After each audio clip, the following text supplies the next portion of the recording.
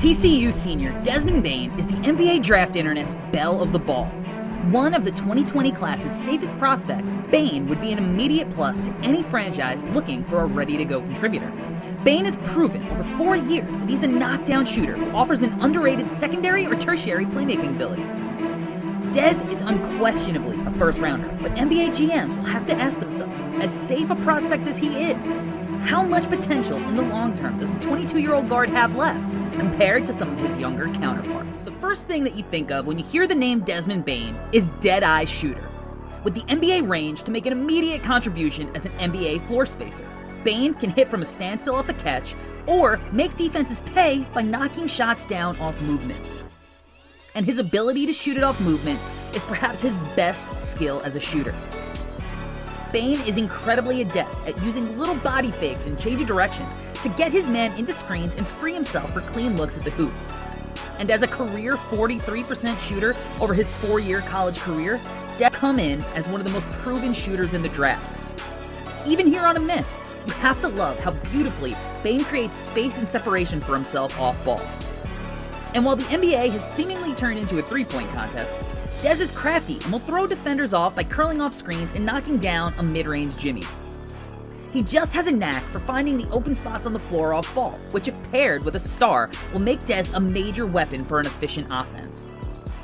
And Bane isn't just a catch-and-shoot guy, as he also has the ability to shoot it off the bounce. And we'll touch on his handle later, but you'll see that he really only uses a few dribbles before getting into his shot. Even here, dribble's a little bit sloppy, but Dez uses 2 dribbles, creates separation, and lets it fly. Now, I wouldn't count on Dez to be a major off-the-bounce shooter at the next level, as he will struggle to get clean looks off on NBA defenders one-on-one. He'll be much more effective catching on the move and using his momentum to get defenders off balance to get the separation that he needs. Dez won't be high volume in the mid-range off screens at the next level, but it is something that he's capable of doing given his passing chops.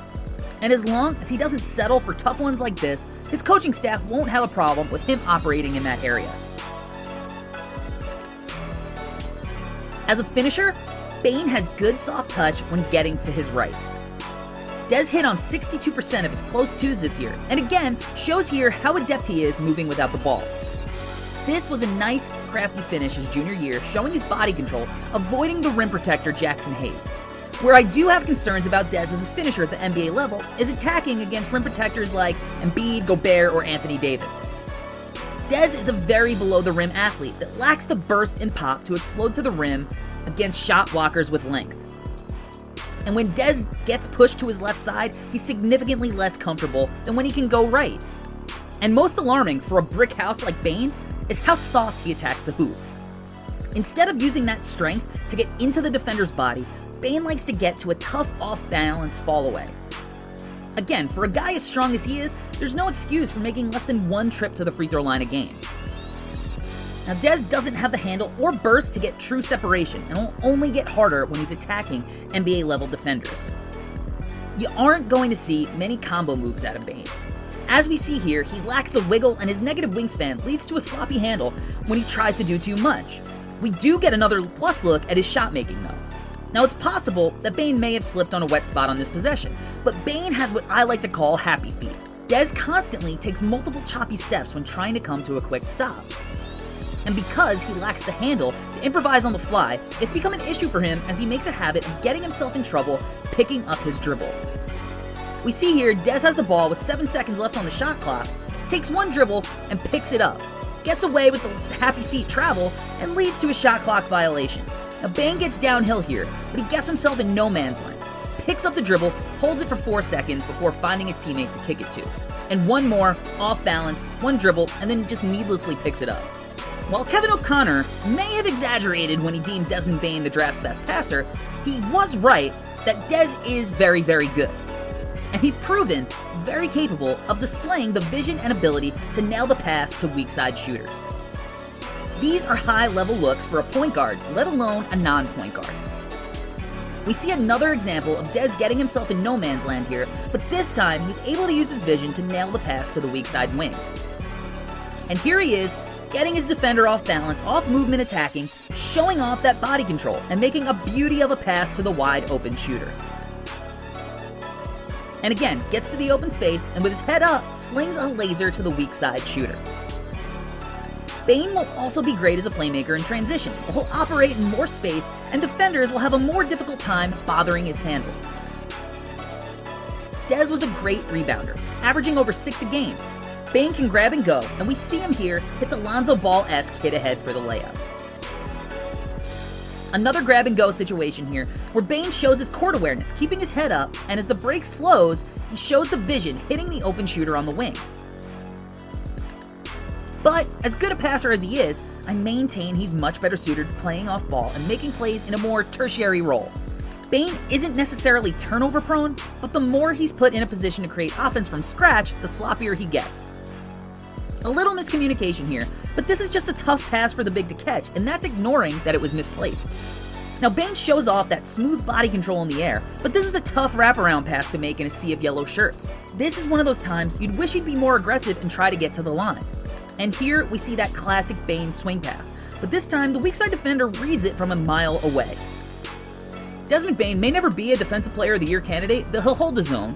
You see him here, power through the screen, show his active hands, hit the smooth switch, and then get a great contest on the jumper.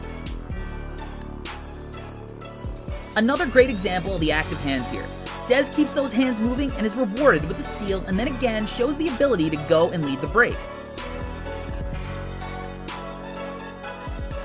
If I had any concerns about Bane one-on-one, is he sometimes get those happy feet and some bigger wings may be able to just rise up over that short wingspan unbothered. Again here, happy feet, and then you see how the short length affects the contest. But Dez is smart and will be able to stay on the floor with his team defense.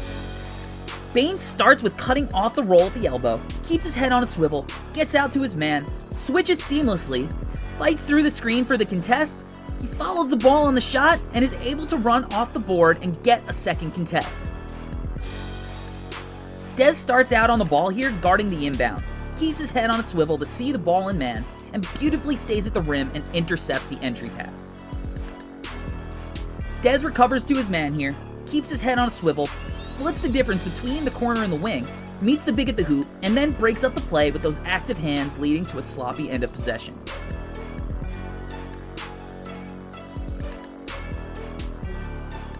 This is simple by Dez here, but it's just a great closeout where Dez cuts off the baseline and forces the ball handler into a travel. Another possession here where Bane shows off his anticipation. He briefly loses his man, but recovers on the closeout, and then beautifully reads the pass to the cutter in the paint.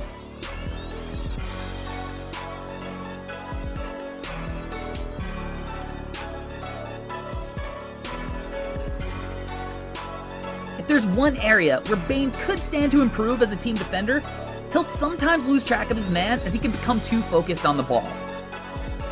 Last possession, it ended with a layup, but we see him here lose his man and get hit with a blind screen, which leads to the open three. All in all, Desmond Bane is one of the safer players in the 2020 draft, and is probably going to get drafted too low. Put him next to a Luka or a James Harden, and you'll get a highly productive, smart team player with a winning attitude who will make teams pay with his constant movement and tertiary playmaking ability.